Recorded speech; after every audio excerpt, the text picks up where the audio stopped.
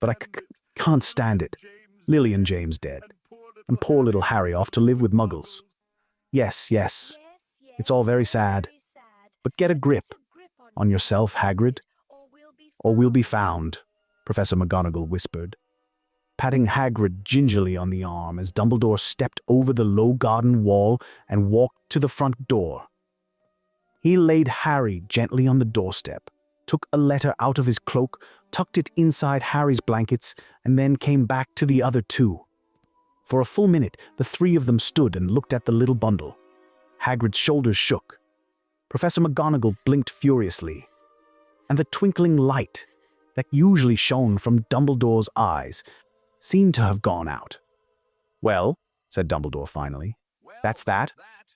We've no business staying here. We may as well go and join the celebrations." "Yeah," said Hagrid in a very muffled voice.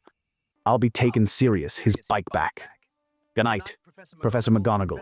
Professor Dumbledore, sir."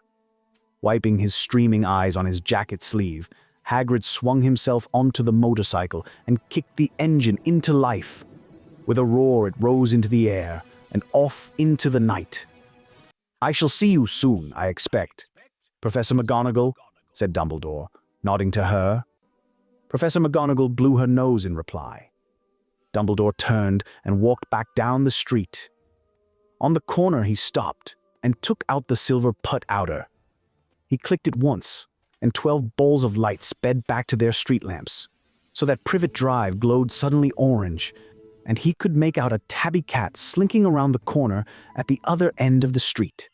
He could just see the bundle of blankets on the step of number 4.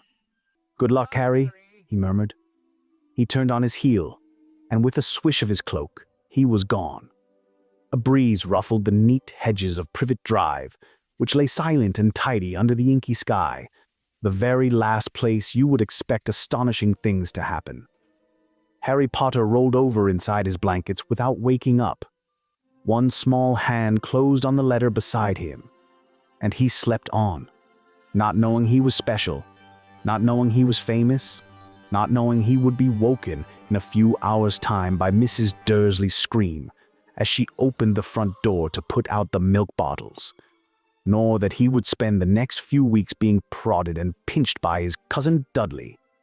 He couldn't know that, at this very moment, people meeting in secret all over the country were holding up their glasses and saying in hushed voices, "To Harry Potter, the boy who lived."